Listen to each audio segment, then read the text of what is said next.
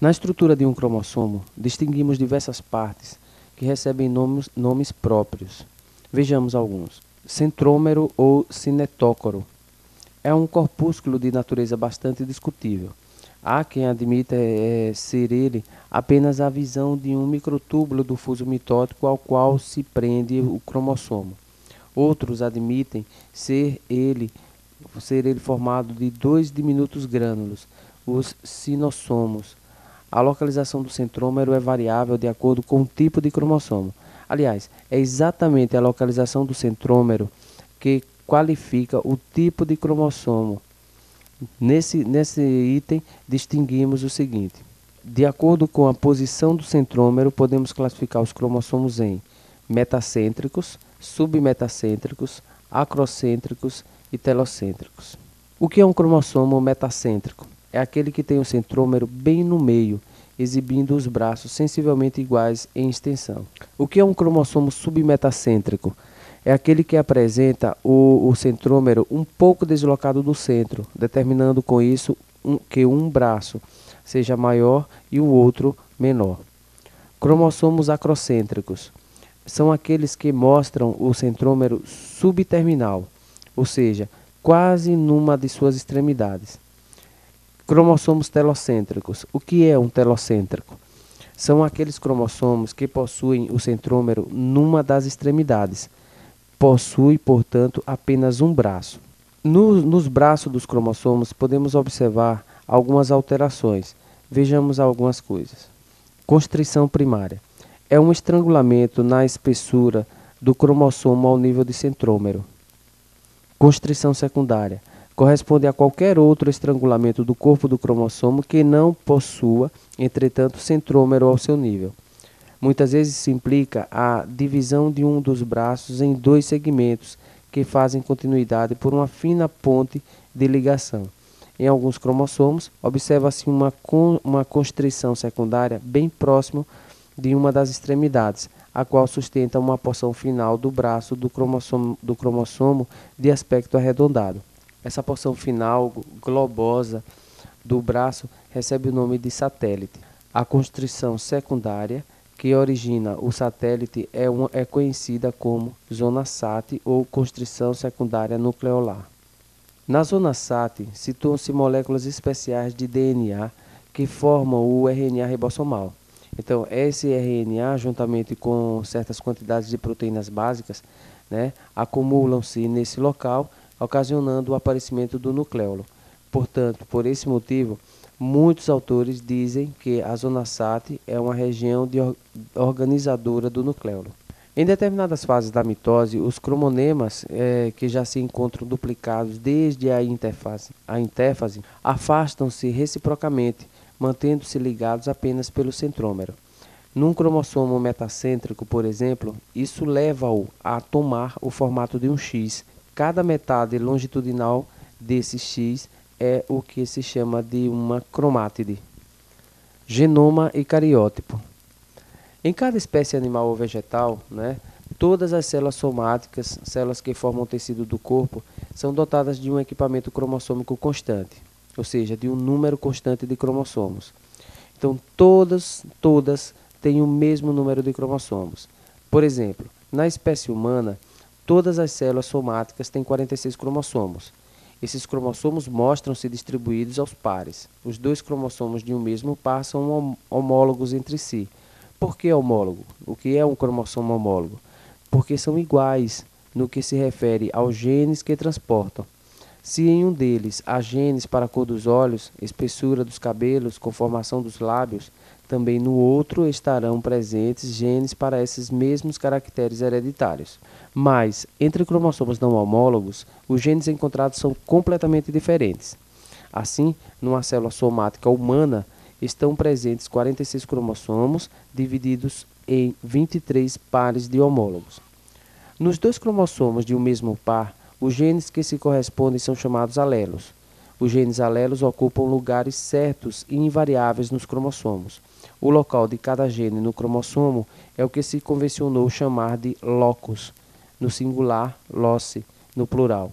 A colocação de um gene fora do seu locus normal no cromossomo é quase sempre motivo de mutação, isto é, anormalidade na manifestação de uma característica hereditária. O mesmo ocorre quando há alteração numérica de cromossomos nas células somáticas de um indivíduo. A análise dos cromossomos envolve não somente a contagem do seu número, mas também a observação do seu tamanho, dos seus tipos, metacêntrico, submetacêntrico, etc., e da presença ou ausência de satélites. Esse quadro geral de cromossomos de uma célula diploide constitui o que se chama cariótipo da espécie, né? Então, na prática da genética médica, o citogeneticista pode identificar os 23 pares de cromossomos humanos, arrumando-os de acordo com um gráfico chamado ideograma, estabelecido no Congresso de Citogenética em Denver, Estados Unidos, em 1960. A célula que possui os cromossomos aos pares é considerada diploide. Seu número de cromossomos é representado por 2N. Já as células que possuem um equipamento simples de cromossomos são ditas haploides, né? Elas têm apenas N cromossomos, né? Etimologicamente, a palavra genoma, do grego genen, o que gera, ioma, massa. Cariótipo, do grego karion, núcleo, e tipo, modelo. A palavra ideograma, do grego idios, próprio, e grama, marca, representação. Locus, do latim locus, loci, lugar, local. Atualmente, muitos preferem usar as palavras aportuguesadas, loco e locus. Repassando, o que é o ideograma? É um gráfico que ordena os cromossomos aos pares e estes em grupos. Os pares são representados por números, os grupos por letras ou algarismos romanos. A constante cromossômica de uma espécie referente às células haploides é o que se denomina genoma dessa espécie.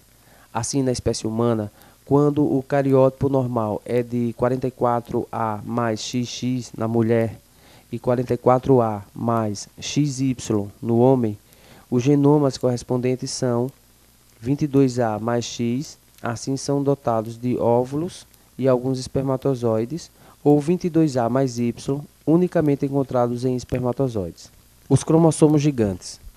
Em algumas células do tubo digestivo de insetos, já se tem observado a ocorrência de cromossomos gigantes, que atingem o comprimento de até 600 micrômetros, o que significa 0,6 milímetro. Essa é uma dimensão francamente macroscópica. Em células das glândulas salivares e do intestino de Drosophila melanogaster, uma mosca, e outras mosquinhas do fruto, são comuns esses cromossomos enormes denominados cromossomos politênicos. Por que eles se tornam tão grandes e por que o nome politênico? A explicação é a seguinte. Os cromossomos politênicos são formados pelo acasalamento ou pareamento dos homólogos. Em seguida, os cromonemas começam a se multiplicar numerosas vezes, sem que haja a separação em cromátides. Então, o conjunto vai se tornando cada vez mais espesso, mais grosso. Ao mesmo tempo, o espiralamento dos cromonemas forçosamente vai se distendendo, fazendo com que o cromossomo não só se torne grosso, como mais comprido. Como ao longo de cada cromonema há regiões mais coráveis do que outras, sucede que, após o engrossamento do cromossomo, surgem nele, de espaço a espaços, faixas ou bandas transversais mais coráveis. Isso justifica o nome politênico, do grego poli, muitos, e tenos, faixa, fita. Os cromossomos politênicos revelam regiões entumecidas, parecendo inchaços, que foram batizados com o nome de puffs cromossômicos, pontos de desenrolamento dos cromômeros nos cromonemas, o que indica que ali existem genes trabalhando intensamente, tá? Então, nesses pontos, a atividade do DNA na produção de RNA é maior. Então, o acúmulo de RNA contribui para acentuar de forma mais notável o volume dessa região.